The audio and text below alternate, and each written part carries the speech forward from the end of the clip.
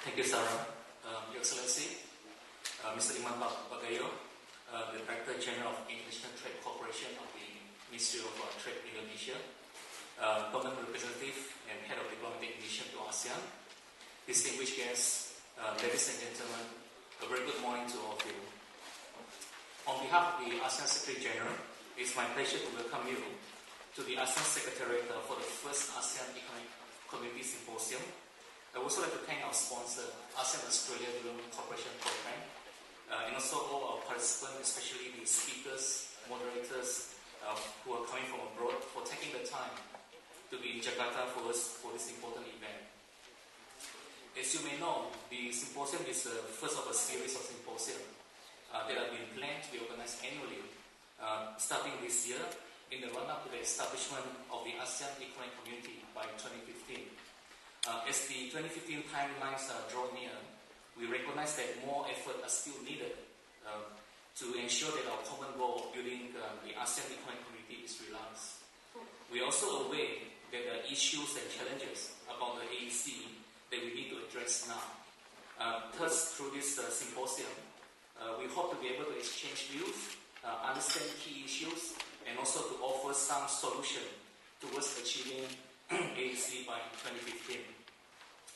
Today we have set out an ambitious agenda, trying to assess the progress of ASEAN economic integration. The topic for discussion: ASEAN Open Sky, ASEAN Single Window, ASEAN Investment Area, and financial integration are the key areas we think are important for the AEC. Thus, I would like to encourage you to be bold in your discussion and come up with realistic and candid assessment of the AEC agenda. Such thinking will only help us to ensure that the measure under the AEC blueprint will be timely implemented and our integration target will remain on track. Before we go down to the specific detail of our discussion today, I would like to address three key aspects of the AEC. One, where are we now in terms of our integration effort?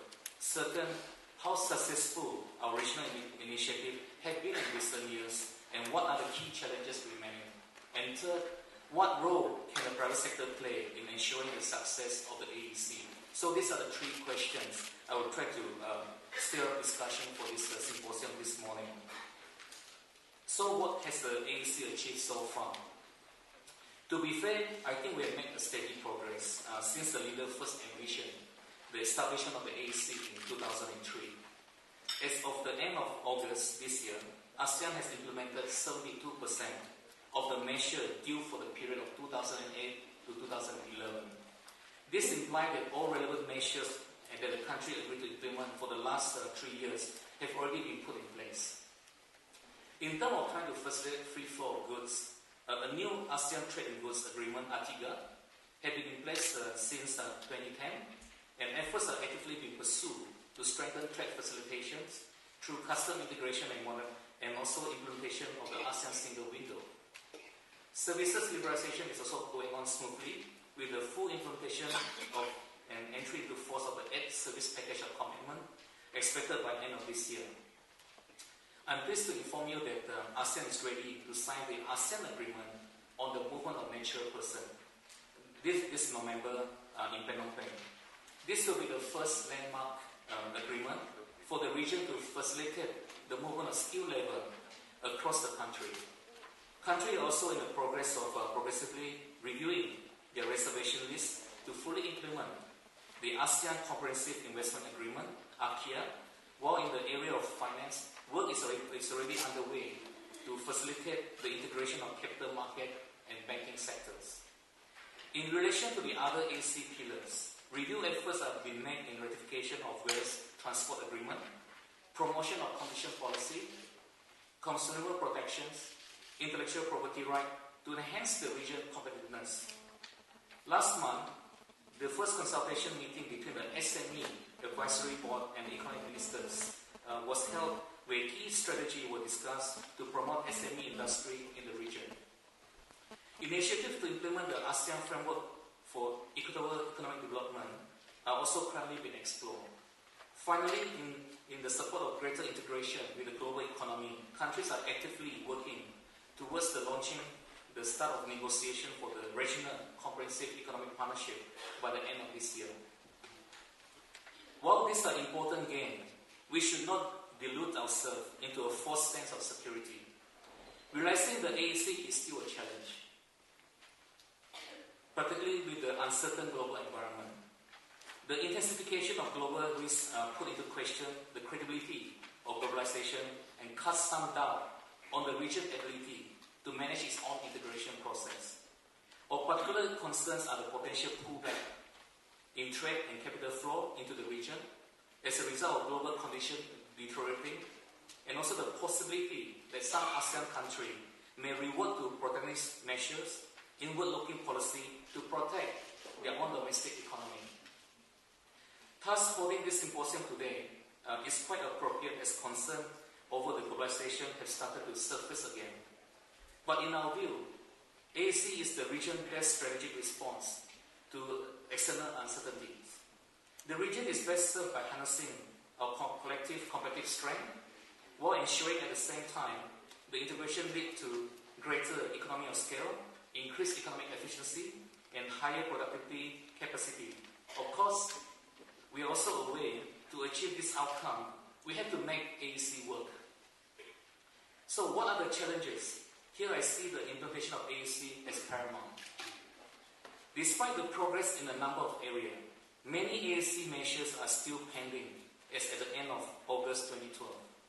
These include measures on trade facilitation, custom modernization and standard and conformance, service liberalization, investment, agriculture, consumer protection, and the ratification of transport agreement. Such delay may undermine the success of the ASEAN. While countries have made progress, they still have to ensure that the regional commitments are implemented in a way that is consistent across the country. We are now need effective implementation in a coordinated manner of what has been agreed and more agreement on outstanding areas. For example, countries should incorporate regional initiatives within their national development plans, strategy, and budgetary allocation to enhance this contribution to the regional integration process. We also need to ensure that the ASEAN priorities are set right by focusing on those measures that will have the most immediate impact on the creation of an integrated market. As highlighted by the economic ministers at their meeting last month, we have to prioritize. Such an approach will involve focusing on a few priority areas for integration in advancing those areas where significant progress can be achieved. It also takes into account the country's capacity to implement ASEAN. The reform momentum must be maintained, particularly the reform that will support the market. This means better and more coordinated regulation across the country.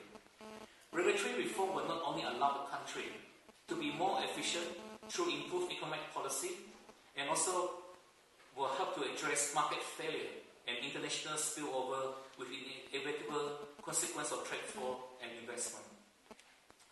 As the region, economic integration intensified interdependency among our countries, and also as externality magnified as a result of opening up our economies. We have to ensure that our individual competitiveness is preserved. I'm pleased to inform you that we have now instituted, since this year, the holding of an ASEAN regulatory dialogue.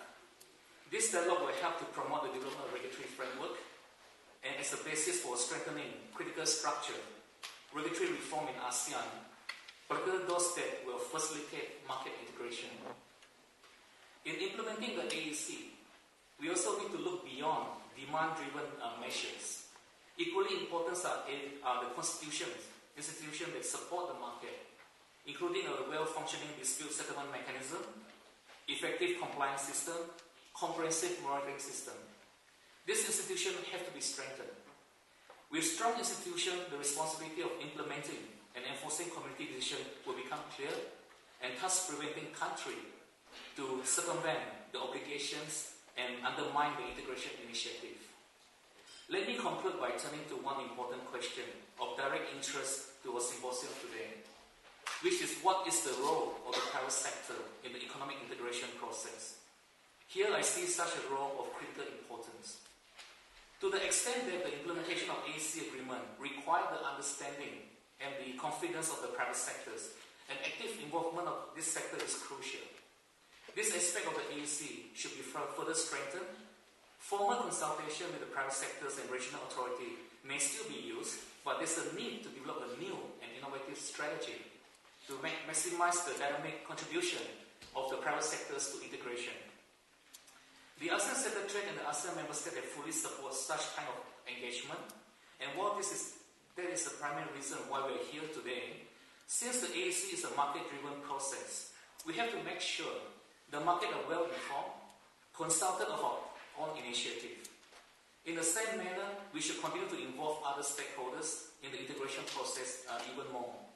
This requires more efforts, particularly at the country level, to communicate how AEC works, which will also help to offer greater transparency of the process and secure greater buy-in from the population. Over the years, ASEAN have engaged and will continue to engage the private sectors. The private sector engagement is critical to building an inclusive AEC and will ensure that the success of the trade and financial integration. In fact, as ASEAN build the right market, we have to ensure that the product and regulatory standards, financing system, logistics, and transport facilitations, and a wide range of business procedures have been constantly improved. This will have a large beneficial impact on the productivity. There will have even be more productions and also elicit more productions and investment, both from domestic and foreign investors. In closing, let me reflect one important lesson that we have learned from the current situation today, and that's the importance of coordination and shared responsibility.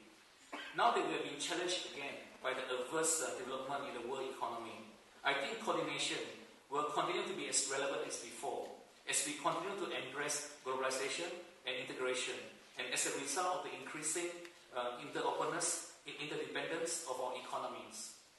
Under the AEC, we are moving towards the creation of a collective wealth that will benefit all of us. But there is no free lunch. As we have journeyed to the 2015, there's a need for each and every one of us to be responsible and committed. We sincerely hope that this symposium will provide a useful platform for understanding the AEC. We also hope that the insight will help us to refine our strategy in the successful implementation of AEC by 2015 and beyond.